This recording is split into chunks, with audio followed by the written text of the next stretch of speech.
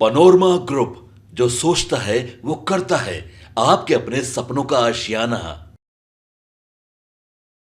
चुनावी साल में दोनों ही गठबंधन में असमंजस की स्थिति अभी भी बनी हुई है। भले ही सभी दावे कर रहे हों, दोनों गठबंधन के नेता दावा कर रहे हों कि सब कुछ ठीक ठाक है, किसी भी तरह की कोई समस्या नहीं है, लेकिन इसके बावजूद जिस तरह की बातें सामने आ रही हैं और जिस तरह के बयान आ रहे हैं, वो साफ साफ बता रहे हैं कि गठबंधन के बीच सब कुछ ठीक ठाक नहीं है, चाहे वो एनडीए गठबंधन हो या फिर महागठबंधन हो।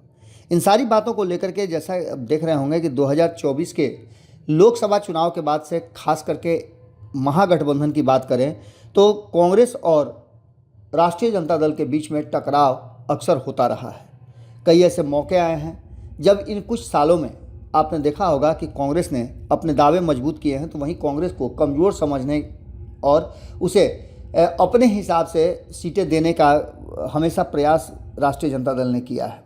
इन सारी बातों के साथ साथ अब 2025 का चुनाव है और 2025 के चुनाव को लेकर के कांग्रेस ने अपनी नई रणनीति बनाई है। इस रणनीति के साथ साथ कांग्रेस में एक अलग तरह की बातें भी शुरू हो गई हैं। तो वहीं आपको बता दें कि हम कांग्रेस की बात चर्चा तो करेंगे ही, लेकिन इससे पहले आपको बता दें कि एनडीए गठबंधन में भी सीट शेयरिंग को लेकर के लगातार चर्चा चल रही है और इसमें अभी तक कोई भी गतिरोध जो है वो समाप्त नहीं हुआ है। आपको बता दें कि सभी अपने अपने हिसाब से अपनी अपनी खिचड़ी पका रहे हैं और अपने हिसाब से अपनी सीटें तैयारी भी कर रहे हैं। इसी बीच आपको बता दें कि कांग्रेस ने एक नया परिवर्तन किया है और 7-8 महीने अभी चुनाव के हैं। उससे पहले 16 मार्च से 14 अप्रैल तक बिहार के 20 जिलों में कांग्रेस के युवा छात्र नेता और जो कहा जाता है काफ़ी चर्चित रहे हैं कन्हैया कुमार, वो यात्रा करेंगे। इसमें पार्टी के छात्र इकाई एनएसयूआई के प्रभारी कन्हैया कुमार और कांग्रेस के बड़े नेता भी शामिल होंगे। इस कार्यक्रम के जरिए बिहार की सियासत में कन्हैया कुमार की वापसी के तौर पर देखा जा रहा है। कन्हैया कुमार सोमवार को पटना आ रहे हैं। इन सारी बातों को लेकर के आपने देखा होगा कन्हैया कुमार ने एक प्रेस कॉन्फ्रेंस भी किया और प्रेस कॉन्फ्रेंस से पहले पोस्टर से पूरे पटना को पाट दिया गया था। पहले भी हमने आपको बताया है कि लालू प्रसाद नहीं चाहते थे कि कन्हैया कुमार की एंट्री बिहार में कराए कांग्रेस, लेकिन अचानक से अब उनकी एंट्री हो गई है। तो वहीं पप्पू यादव वाला एपिसोड तो आपने देखा ही होगा 2024 के चुनाव में क्या कुछ हुआ। इस बीच आपको बता दें कि जो प्रदेश अध्यक्ष हैं अखिलेश सिंह, वो एकदम बिल्कुल ही अलग थलग हैं, किनारे पड़ गए हैं। बात अगर करें तो कन्हैया कुमार जेएनयू में से पढ़ चुके हैं और जेएनयू में छात्र संघ के अध्यक्ष भी रहे हैं। उसको लेकर के कई उन पर आरोप भी लगे थे। आपको पता है कि उन्हें जेल भी जाना पड़ा था और इस बीच उन्होंने 2 जगह से बिहार और दिल्ली दोनों जगह से लोकसभा का चुनाव भी लड़ा है। 2000 में वो विधानसभा चुनाव लड़ना चाहते थे 2020 में, लेकिन उनकी पार्टी सीपीआई ने राजद के दबाव में चुनाव में बिहार आने से रोक दिया था। 2021 में कांग्रेस ज्वाइन की और 2024 में उत्तर पूर्वी दिल्ली से लोकसभा का चुनाव लड़े थे। उससे पहले 2019 में उन्होंने बेगूसराय से चुनाव लड़ा था सीपीआई के टिकट पर। सीपीआई का राष्ट्रीय जनता दल के साथ गठबंधन होने के बाद से कन्हैया कुमार असहज महसूस कर रहे थे और उन्हें राजनीतिक रूप से कमज़ोर किए जाने की कोशिश की जा रही थी। ऐसे में उन्होंने कांग्रेस ज्वाइन कर लिया और कांग्रेस ज्वाइन करने के बाद कन्हैया कुमार पूरा एक्टिव ही नज़र आए।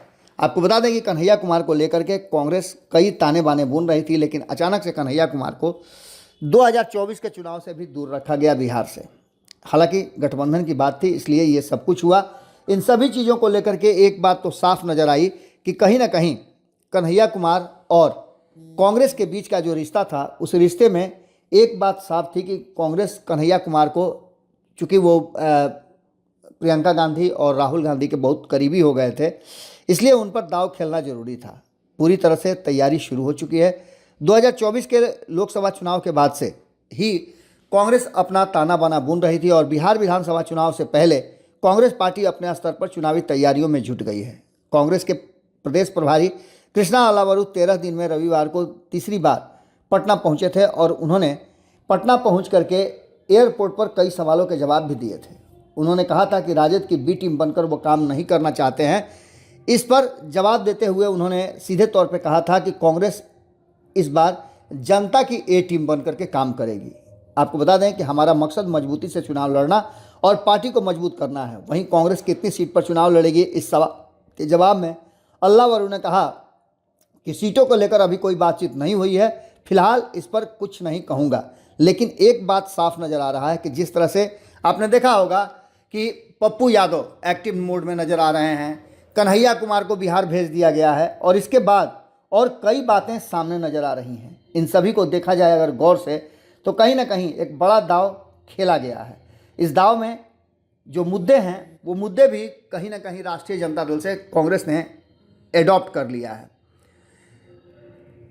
16 मार्च से शुरू होने वाली नौकरी दो पलायन रोको यात्रा के बारे में अगर बताएं हम तो ये यात्रा 16 से शुरू होने वाली है। होली खत्म होते ही कांग्रेस फुल फॉर्म में आ गई है और राजद पर कन्हैया कुमार मौन साधे हुए हैं, लेकिन पटना के सदाकत आश्रम में हुई उनके प्रेस कॉन्फ्रेंस की सांकेतिक तौर पर बहुत सारी कहानियां कह रही हैं। 28 सितंबर 2021 को दिल्ली में कांग्रेस पार्टी ज्वाइन करने के बाद कन्हैया कुमार लगातार एक्टिव थे, लेकिन सदाकत आश्रम में वो महज 3 प्रेस कॉन्फ्रेंस ही कर पाए हैं। उनको बिहार से दूर रखा जा रहा था, ये बात हम आपको पहले भी बता चुके हैं। अब आपको बता दें कि 2025 में 18 जनवरी को राहुल गांधी संविधान सुरक्षा सम्मेलन में आए तो कांग्रेस के प्रदेश अध्यक्ष अखिलेश प्रसाद सिंह ने कहा, आप जिस तरह से दक्षिण भारत और यूपी को वक्त देते हैं उसी तरह से बिहार को भी दीजिए। कांग्रेस को 90 से पहले की स्थिति में ला देंगे हम।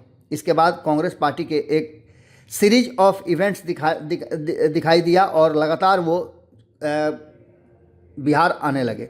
14 फरवरी 2025 को बिहार में कांग्रेस के प्रभारी कृष्णा अलावरू को बनाया गया और उसके बाद से कांग्रेस पूरी तरह से एक्शन मोड में आ गई। हमने आपको खबरों में दिखाया था कि किस तरह से जब राहुल गांधी आए थे तो बिहार में कांग्रेस को अपने पैर पर खड़ा होने के लिए एक बड़ा दल जो गुट है वो तैयारी कर रहा था और राहुल गांधी से मिलना चाहता था, लेकिन उसे मिलने नहीं दिया गया। इन सारी बातों को लेकर के आपको बता दें कि राहुल गांधी 24 दिन में 2 बार बिहार का दौरा किए। गौरतलब है कि अगर नेता प्रतिपक्ष तेजस्वी यादव का एजेंडा देखें तो उसमें भी पलायन और नौकरी का मुद्दा साफ है। ऐसे में अलग से यात्रा क्यों, यह सवाल कन्हैया कुमार कहते हैं। इन मुद्दों पर जितनी यात्राएं निकाली जाए उतना ही अच्छा है। बाकी ये चुनावी यात्रा नहीं बल्कि पद यात्रा है। राजद को लेकर के लग रहे कयासों का कोई मतलब नहीं है। उन्होंने साफ तरीके से कहा कन्हैया कुमार ने कि वो कहीं ना कहीं बिहार में की राजनीति में और बिहार में एक बार फिर से कांग्रेस को मजबूत करने के लिए आए हैं। तेजस्वी यादव की असहजता से भी उन्होंने इनकार किया। उन्होंने बोला कि ऐसी कोई बात नहीं है। बेगूसराय में सीपीआई के टिकट पर लोकसभा चुनाव लड़ चुके कन्हैया कुमार कांग्रेस ज्वाइन किए, उसके बाद से लगातार वो राहुल गांधी के करीबियों में से गिने जाते हैं। कई ऐसे लोग हैं जो अब कन्हैया कुमार और तेजस्वी के बीच में टकराव की स्थिति को देख रहे हैं। आपको बता दें कि इस पूरी कहानी में एक बात तो साफ नज़र आ रहा है कि कन्हैया कुमार के बिहार लौटने से सीधे तौर पर लग रहा है कि कन्हैया कुमार को एक बड़ी जिम्मेवारी दी जाएगी।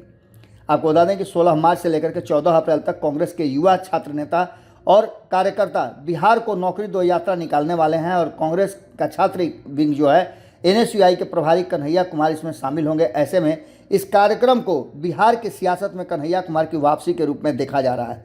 12 मार्च को कांग्रेस नेताओं ने दिल्ली में बैठक की और इस बैठक में कई दिलचस्प बातें देखने को मिली। आपको बता दें कि इस पूरी बात में एक बात तो साफ नज़र आ रहा है कि कृष्णा अलावरू जो कि राहुल गांधी और प्रियंका गांधी के करीबी बताए जाते हैं, उनके बिहार प्रभारी बनने के बाद से ही कयास लगाए जा रहे थे कि बिहार में कांग्रेस अब कुछ नया करेगी।